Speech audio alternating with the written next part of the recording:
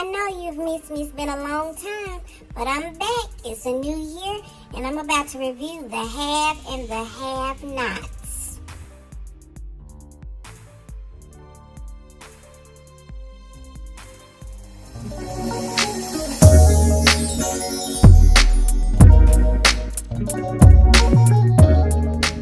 Hey everybody, I am Kim with the Sippin' Sisters.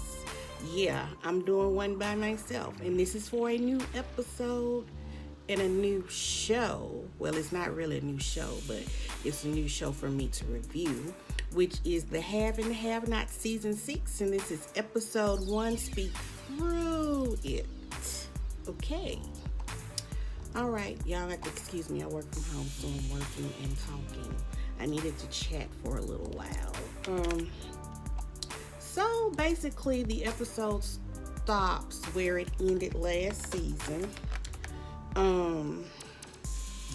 Hannah is coming outside and she sees that Benny been shot down by the Malones because the hit was never canceled. And she just talking to him, and it's gonna be all right, and the paramedics is on their way, blah blah blah, just a lot of stuff. You know how I ain't gonna say a lot, but you know how some people are when they try to talking to people to tell them to hold on when something traumatic is going on. This is what she's doing. She's just talking to her baby, telling him it's okay, just hold on, the paramedics will be there, and everything gonna be okay, basically. So we get that, and then the next thing we get is crazy ass Veronica.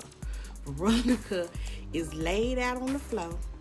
Now I don't know if y'all noticed stuff like I noticed stuff. When Veronica fell last season, she landed on the boxes. The boxes were cleared out this time. Veronica was on the ball, bare floor, laid out.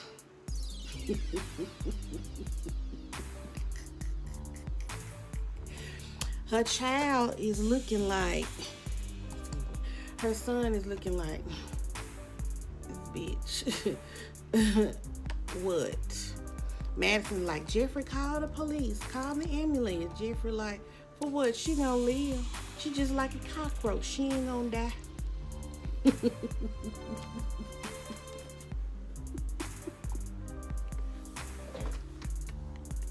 So when Madison go down there to check her vitals and stuff, and Jeffrey ain't lying, she wakes up. Get your homosexual hands off of me. Really, Veronica? Does it really have to be like that? That was a little bit much. This boy trying to save your life and you talking about his sexual orientation. Come on, girl. I love her to death, but I hate her at the same time. I don't get it. But Jeffrey took me out with that. Come in. She like a cockroach. She won't die. You can tell on Jeffrey's face that he's just over the whole entire thing. He's just over it. And right about now, Jeffrey, I'm over it too. Okay? And I'm working and talking. What's next? What happened?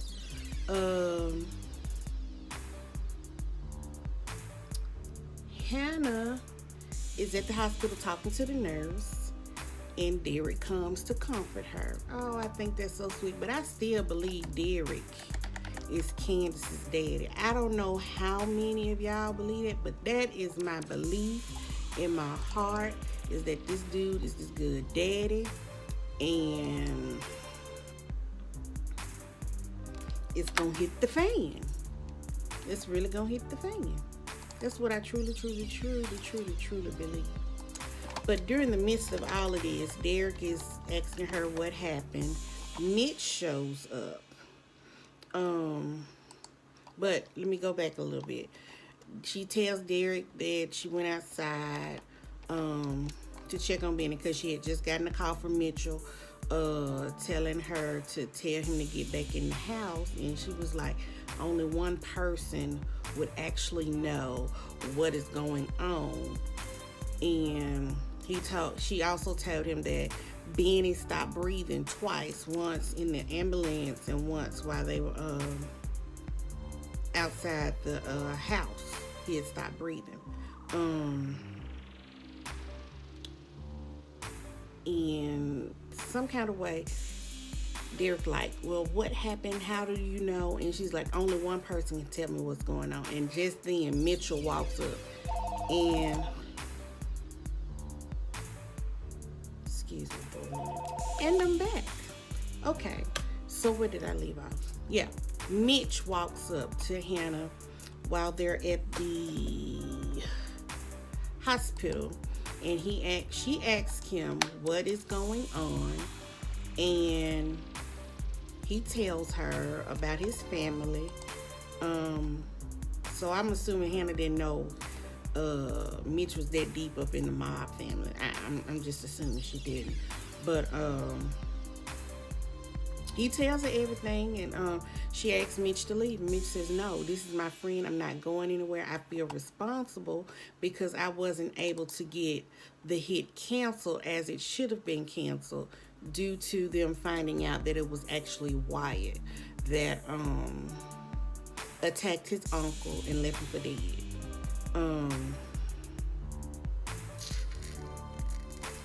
What else happened? Mitch steady apologizing.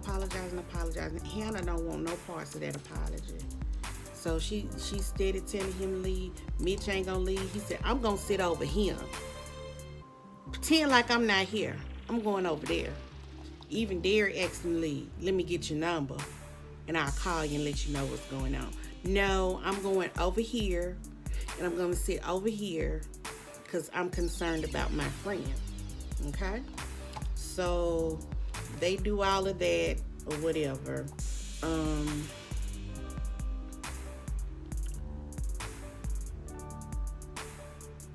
that was pretty much it for that particular scene. Then we go back to David's house where Jeffrey's there with Madison. And basically Madison is just there to really comfort Jeffrey after the accident with Veronica. And Jeffrey, he's acting like a big time asshole, and rightfully so, because he's just over his mama. He's just over it, and it's like she's harassing him, she's harassing his daddy, and he just done. But Madison, he's really trying. And he tells Jeffrey, I'm just really trying to be your friend. I'm just trying to be there for you. So Jeffrey apologizes for acting like an asshole. What else? And that was it for that particular scene. Next, we get Candy Girl. Candy Cane. So Candace is in the bathroom just bawling. And she was doing one of them fume cries. Yeah, I said fume. Fume. She's doing one of those fume cries. And I guess, basically, this is my assumption that everything is hitting her finally, and she's finally grieving her son. She's crying. She crying so hard and so loud that it wakes Charles up out of his sleep. He goes in there to see what's going on, Candace, what's going on, and he's holding her, and she's crying about it's her fault that her son is dead. I'm glad you're taking some responsibility instead of blaming it on your mama all the time, because it's not your mama's fault. And she's just really grieving, and he just holding. I thought it was a nice moment. And then all of a sudden, it's like she turned the switch off and she just stopped crying. She be like, I can't do this no more. I can't do this no more. And I'm like, Charles, what's with the shift? Girl, how can you turn that off so fast?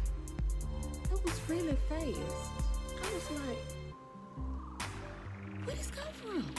Cause she shook it off like I don't know what you're talking about. And I'm like,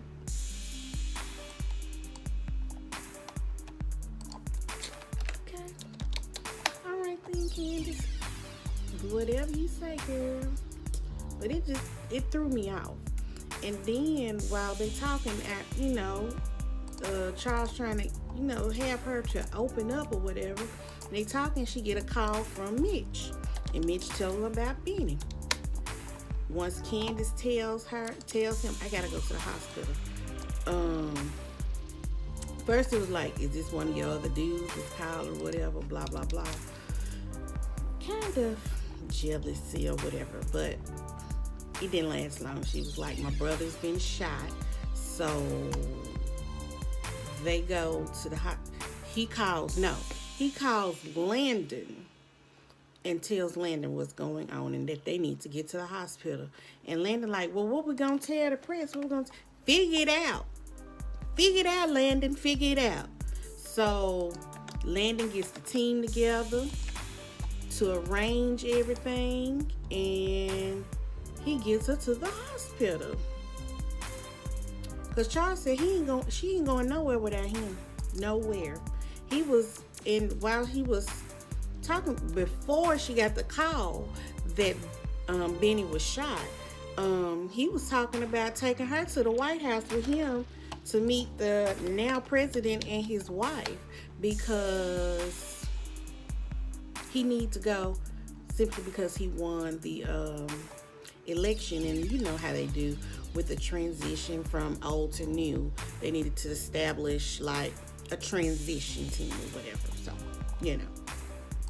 But after that, that's when she got the call from Mitch, and Mitch told her what happened to Benny.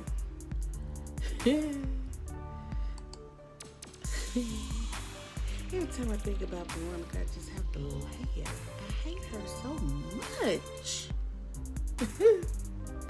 My goodness. So we get the FBI coming to the hospital to see Veronica. Little did I know is that the FBI is making a case against Veronica, and they are having her surveilled. So every move she make, every step she take, they behind her, they watching her. I'll be watching you. So we get the FBI coming to the hospital to talk to Veronica, and Veronica and the FBI agent going back and forth with each other. Back and forth. Basically, they're playing a game of cat and mouse. Veronica was like, no, the agent was like, I know you're a good lawyer, but you're not that good. And Veronica just taking notice of the FBI agent. He just came through dripping with all this sweat glistening off his body. And she said,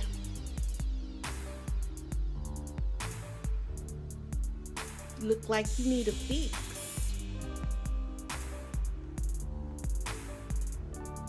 I'm like, girl, you know them signs, don't you? He want his booger sugar.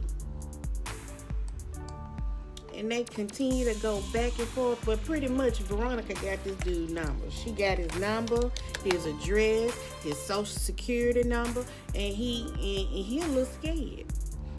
But once he leave the room, he like, I want to nail her to the wall. I want to nail her to the wall. We need to get everything we can on her. I don't know. Veronica might be able to get out of this one. I think she will be able to get out of this, because she seems to always do get out of it. So we'll see what happens from there.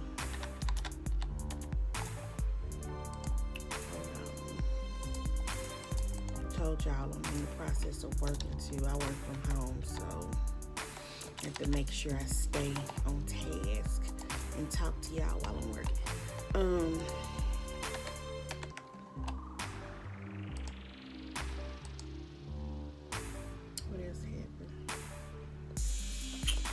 Catherine in the hotel room with Roderick, something, Rick, something.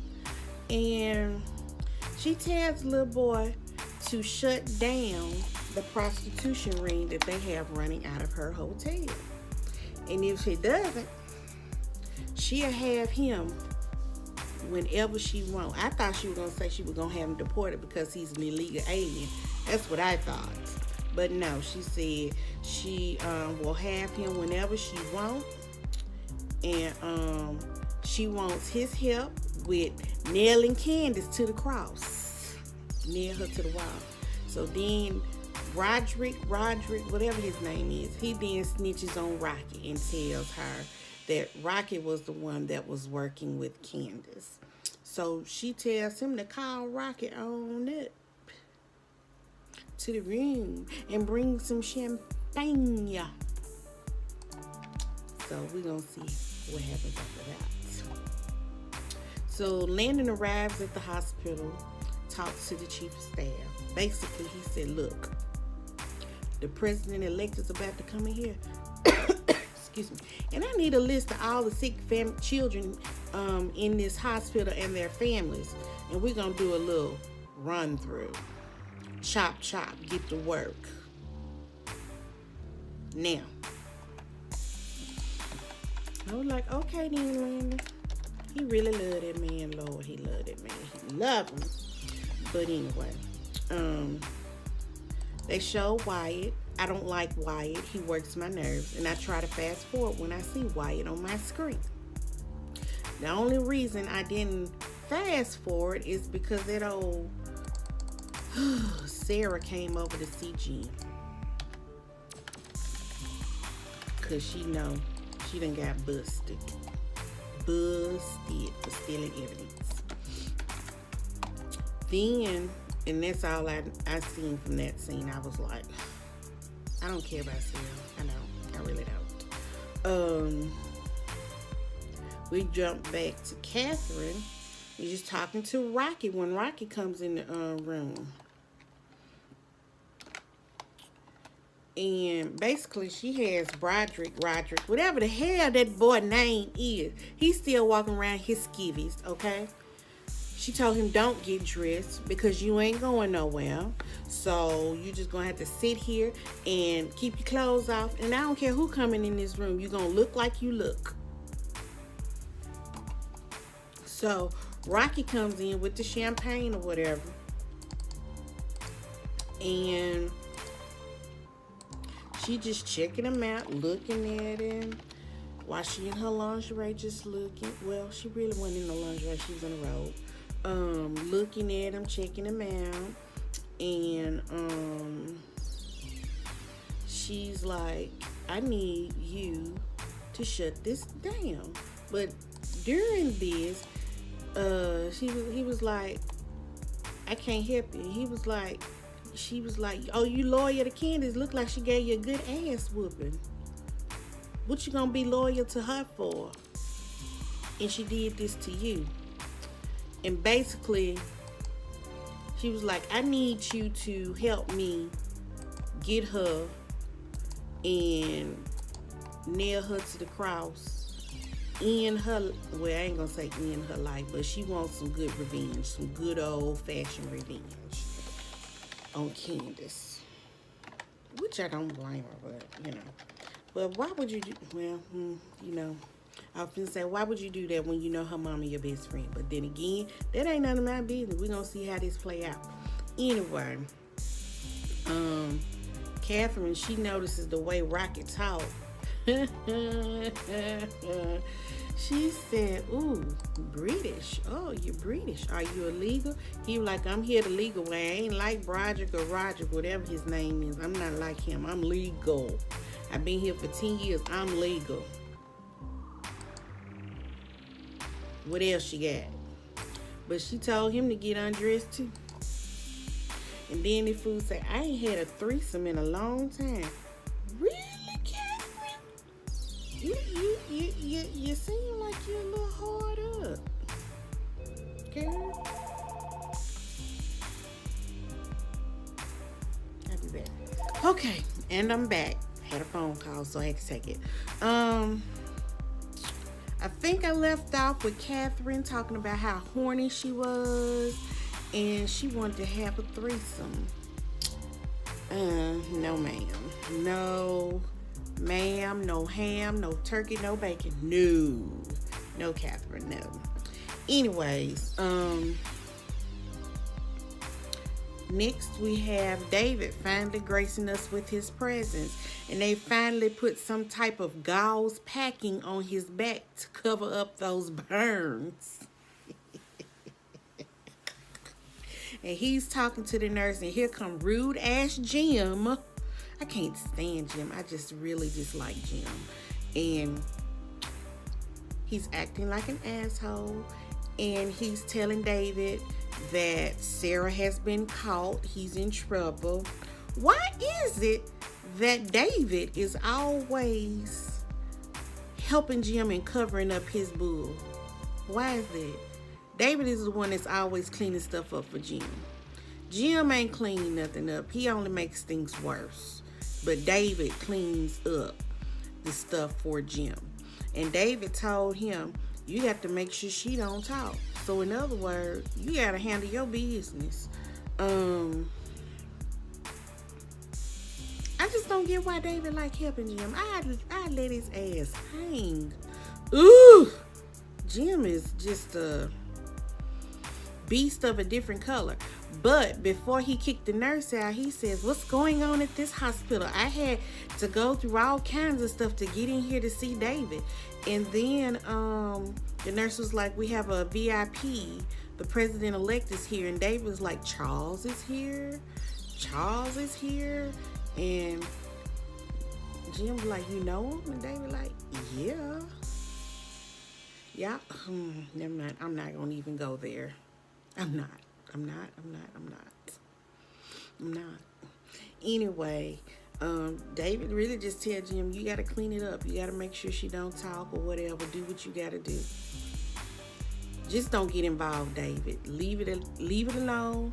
Let him handle his own business. Let him handle his own business, okay? Then we get to the final part of the episode where the Secret Service comes in. Hannah sitting in the Hannah, Derek, and Mitch. I was going to say Benny, sitting in the waiting room. The waiting room is full, and then all of a sudden they clear it out. Then the Secret Service man is like, Miss Young, do you know these men? Do you know these men? Okay, you know she know these men. You calling them by their name? Come on, man. Hannah like, I don't know what's going on. What's going on? Mitch asking what's going on. Derek asking what's going on. Hannah don't know what's going on. And here come Candace and Charles. And all Hannah could do was like, oh my God. And that's where the episode goes off. So we're going to pick back up with it next week. But I did look at the preview for the season. It looks like it's going to be pretty good. And I will be reviewing this particular TV show, and then Loving You. If Loving You is Wrong, is coming back. Let me see what it's at. It is February 27th. I'll be reviewing that as well. I'll be doing that alone.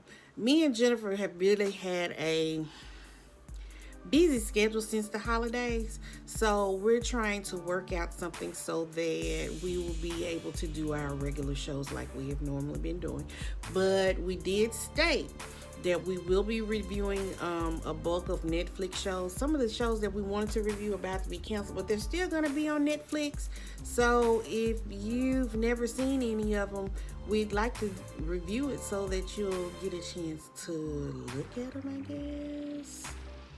But with this being a new year, I promise, well, my goal, I'm not going to say I promise, because I have children and they're busy. They're very busy. My goal is to be more consistent with the